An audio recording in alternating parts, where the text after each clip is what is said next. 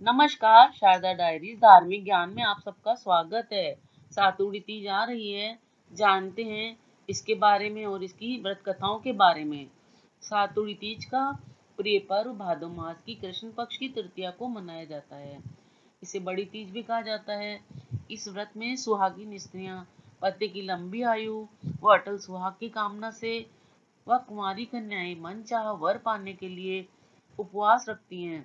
दिन भर कुछ नहीं खाते हैं। शाम को श्रृंगार करके पूजा की जाती है तथा कहानी सुनी जाती है। रात को पूजा के बाद चंद्रमा को अर्घ्य देकर व्रत खोला जाता है। इस व्रत में सातु के व्यंजन विशेष रूप से बनाए जाते हैं। आइए जानते हैं सातुड़ी तीज की पौराणिक नीमड़ी वार्ता व सातुड़ी तीज की व्रत कथा। पहला, नीमड़ी माता की कथा। एक साहूकार था, उसके 7 बेटे थे।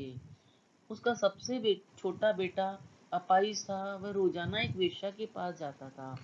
उसकी पत्नी बहुत प्रतिव्रता थी।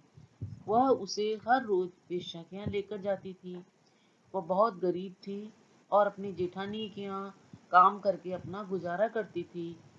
और भाद्र मास के महीने में जब सातु तीज के दिन सभी ने सातु बनाया माता के व्रत और पूजा के लिए, तो उसकी सास ने उसके लिए एक सातु का छोटा सा पिंडा बना दिया। शाम को पूजा करके जैसे ही वो सातु बांसने लगी, तभी उसका पति बोला, मुझे वेश्या के यहाँ छोड़कर आ। रोजाना की तरह उस दिन भी पति को छोड़ने गई, लेकिन पति बोलना भूल गया कि तुम जाओ। वह बाहर ही उसका इंतजार करने लगी। इतने में जोर से वर्षा होने लगी और बरसाती नदी में पानी बहने लगा। थोड़ी देर बाद नदी से आवाज आई, आवतरी जावतरी दोना खोल के पी, पिया प्यारी होए।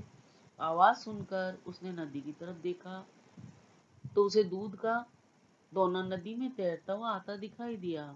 उसने दोना उठाया और 7 बार उसे पीकर दोने के 4 टुकड़े कर चारों दिशाओं में फेंक दिए और घर आ गई। उधर तीज माता की कृपा से वेश्या ने भी अपना सारा सामान लेकर हमेशा के लिए वहां से चली गई। पति ने सारा सामान लिया और घर आ गया और घर आकर पत्नी को आवाज दी, दरवाजा खोल। तो पत्नी ने दरवाजा नहीं खोला और बोली, मैं नहीं खोलूंगी।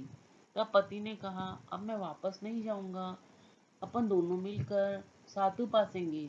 लेकिन उसकी पत्नी को विश्वास नहीं हुआ, तो उसने कहा, पहले मुझे वचन दो, वापस वेश्या के पास नहीं जाओगे। पति ने पत्नी को वचन दिया तो उसने दरवाजा खोला तो देखा उसका पति गहनों और सामान के साथ खड़ा था। उसने सारे गहने कपड़े अपनी पत्नी को दे दिए। फिर दोनों ने साथ बैठकर सातु पासा। सुबह जब जेठानी के यहाँ वह काम करने नहीं गई, तो बच्चे उसे बुलाने आए। काकी चलो, सारा काम पड़ा है। तब उसने कहा, अब मैं काम करने नहीं आऊंगी, अब तो मुझ पर तीज माता की खूब कृपा हुई है। बच्चों ने जाकर माँ को बताया, आज से काकी काम पर नहीं आएगी, उन पर तो तीज माता की कृपा हुई है। वे नए नए कपड़े पहनकर बैठी हैं और काका जी भी घर पर बैठे हैं। सभी लोग बहुत खुश हैं।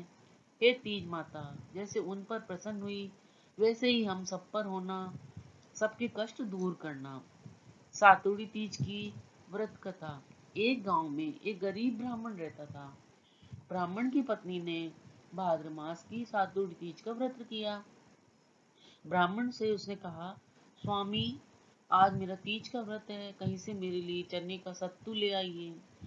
लेकिन ब्राह्मण ने परेशान होकर कहा, सत्तू कहाँ से लेकर आऊं भाग्यवान। इस पर ब्राह्मण की पत्नी ने कहा, मुझे तो आज पूजा के लिए तो सत्तू कैसे भी हो चाहिए।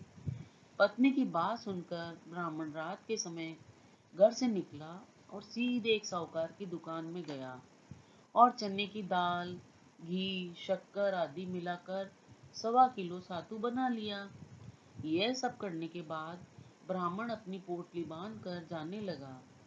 तभी खटपट की आवाज सुनकर साहूकार के नौकर जाग गए और जोर जोर चिल्लाने लगे। सातुड़ी तीज का जो ब्राह्मण को उन्होंने पकड़ लिया। फिर साहूकार भी वहां पहुंच गया। ब्राह्मण ने साहूकार से कहा, मैं बहुत गरीब हूँ, ब्राह्मण हूँ, मेरी पत्नी ने तीज का व्रत रखा है, उसकी पूजा के लिए मैंने यहाँ से सिर्फ 1.25 किलो सातू बनाकर लिया है। ब्राह्मण की तलाशी ली तो सातू के अलावा उसके पास कुछ भी नहीं मिला। उधर चांद निकल गया, वह ब्राह्मण की पत्नी उसका इंतजार कर रही थी। ये सब जानने के बाद साहूकार ने कहा, आज से तुम्हारी पत्नी को मैं अपनी धर्म बहन मानूंगा। साहूकार ने ब्राह्मण को सातू, गहने, रुपए, मेहंदी, लच्छा और अन्य सहायता देकर अच्छे से विदा किया।